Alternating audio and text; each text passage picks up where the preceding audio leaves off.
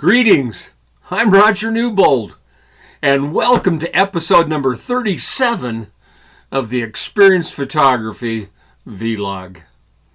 I'm really happy. Today my partner, my good friend, my fellow photographer, and our editor is Mr. Matt Rich. Where are you hiding today, buddy? Right here. Excellent. In our most recent past vlog, we took a looping trip through signs. One of the first attention getters of the advertisers. They became the beacons, the landmarks, the directing pointers. We hope it inspired you to get out and with a camera and capture a snippet of history that is sadly vanishing at, a remarkable speed. With a bit of luck, you'll also appreciate their beauty and ingenuity. And back in episode 18, I attempted my first on-location vlog, and we know it turned out a disastrous tailspin that never flourished. Finally, in episode 20, I made it through with the 7 keys of camera movement. But since episode 20, I've had several questions about how did you really do all of that? How did you make that come alive? So, I've made another attempt back at the cemetery, doing live action and attempting to make it clear so you can see how I did what I did. All right. I've also added some post-production cropping and some enhancements to pump up the images a bit, and I'll explain that. Furthermore, I decided to go one better from enhancement to intensification on some of these images.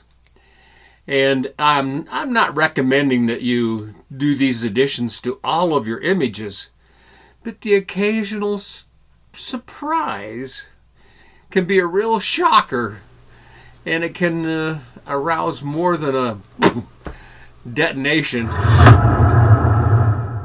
to your pictures. I also resurrected my old camera body that I had many years ago modified to see only infrared areas of the spectrum for an added dividend to some of the images. So I had my camera converted at www.livepixel.com, and I had it changed so it would pick up the 830 nanometer spectrum, which is a seriously dark, the skies go just almost black, and I love that. It's a very dramatic black and white rendition. Now, since I had my modification done, there are many other places available for the same service, and you can choose to have it done at any location you want. I'm just saying that LivePixel did mine, and I was happy. Now, my very capable associate who handled all the video today in this episode was Mr. Ken Moore. He deserves a lot of thanks, first of all, for putting up with me for an entire day out when it was hotter than blue blazes. So thanks, Ken. I appreciate what you did and how well you did it. Now, let's dive on into some in-camera movement enhancing and intensifying images. First, we're going to work with some lenses on our cameras, and we're going to talk about, for our first shot today, I photographed a crypt at the cemetery. Now, I added a +10 stop 77 millimeter neutral density filter. Now, this filter is at ND 1000, and I put it on my 24-105 f4 zoom lens, And the thing is absolutely black. So you'll see me fiddle with it. Then I had to take it off because I forgot to focus, and you can't focus. It's black. So I'll put the filter back on. So we'll take a look at that piece of video.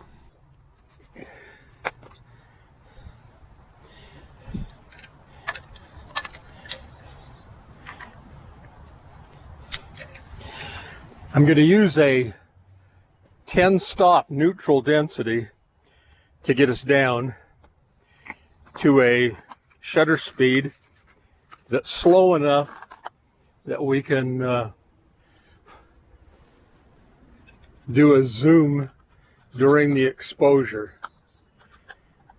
Currently, I'm at f16, which is okay, but I'm at 250th of a second, so I'm going to cruise down here and we'll take a look and see what we've got.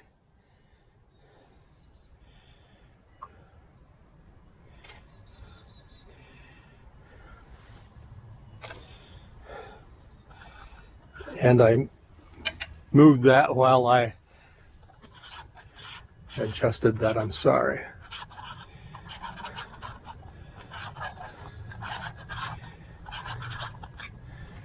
And I can't see through that filter because it's totally black.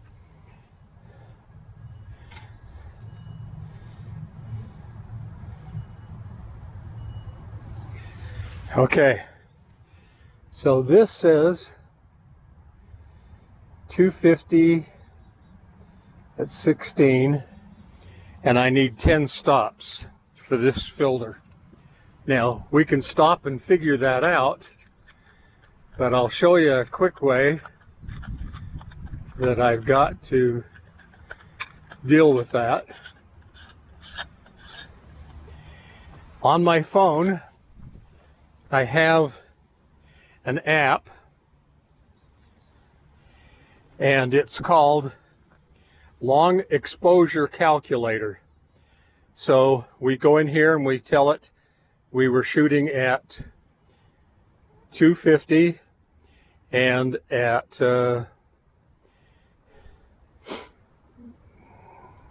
whatever f-stop we're at. So with a 10 stop on here, my new shutter speed is 4 seconds. So that gives me a heads up on what we need here. So I'll set the camera now to 4 seconds.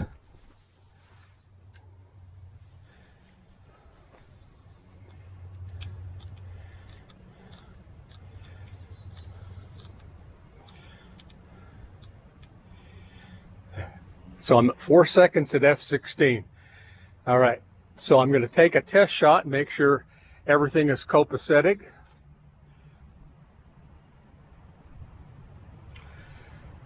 And it looks good. All right, so now this is what I'm going to do. I'm starting at I'm using a 24 to 105 millimeter zoom. So I'm starting at 24, and during that 4 seconds, I'm going to whoosh it from 24 to 105, and then we'll do it the other way, and we'll see the difference between going from wide to long and then from long to wide. So we're standing by, ready, click, zoom. Exposure ended. Okay. Woo, cool. All right, so now I'm going to do the exact same except come back the other way. So here we go.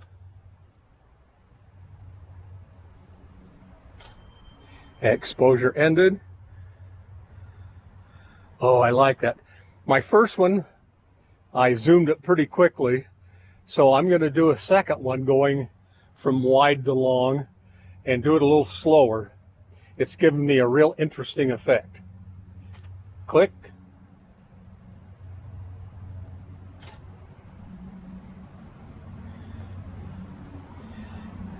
All right.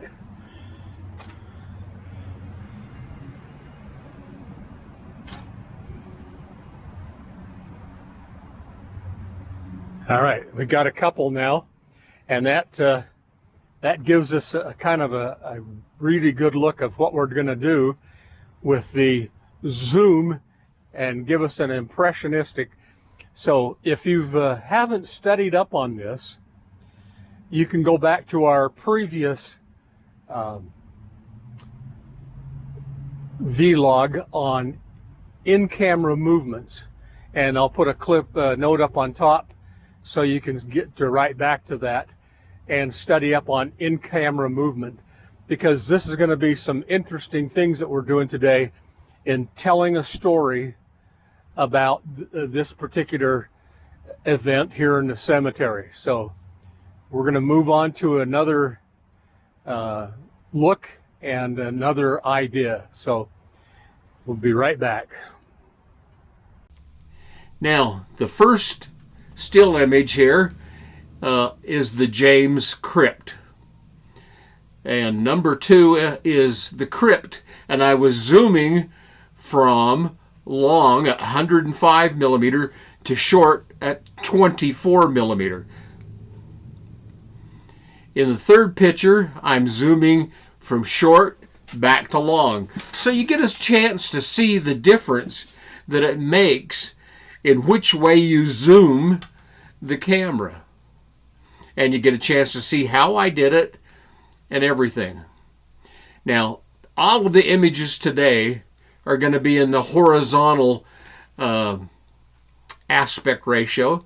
And I made that choice prior to even starting this project, that I wanted them all as an assembled group to be horizontal. In this image today, I added my enhancements. I cropped it to my 16:9 aspect ratio. I boosted the color a bit with saturation, and then I added a border. And see, you can see that in the number 4 picture of the James Crypt. Now, number 5, I've gone beyond intensification with a goblin and everything else and really changed the image. It's intensified. Now, in our second video setup, you'll take a look at this. I've come to this particular location and talking about the weirdness of cemeteries. What I'm seeing out here is a bunch of headstones that for some reason they're all absolutely matching, and they're very dark in color and currently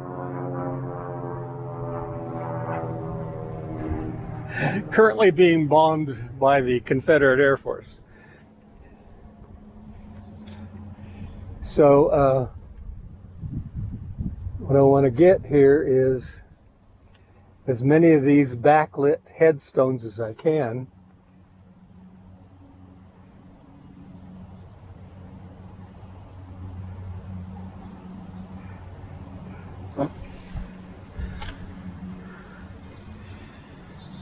Yeah, it looks good. Okay. Let me get us a little less sky. And now I'm going to do the same thing here on these headstones. Now, I noticed when I shot the last one over at the crypt that my zoom going from short to long didn't have as much drama in it as I wanted. So in this one, I'm going to take a correct exposure. Yeah, it looks good. And now I'm going to try a exposure going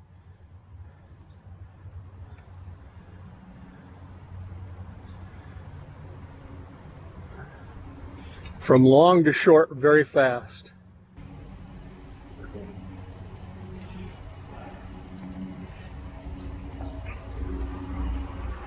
Okay, I got a new combination of shutter speed and f-stop, and if you're not familiar with that, you have to go back and look at how to set a reciprocal exposure in one of our other ones. So now I'm ready for another one. Here we go. That's very good. Now, what I did was I wasn't fast enough, so I started the zoom before I even hit the button. So that's what I'm going to do here. Stand by, ready, zoom button. Excellent, okay. In the first image, I got a picture of the matching dark markers at the cemetery. Number 2, I had the matching dark markers and I cropped them and enhanced them. And then in number 3, I took the dark markers, zoomed and enhanced and intensified. Can you find the intensification? All right.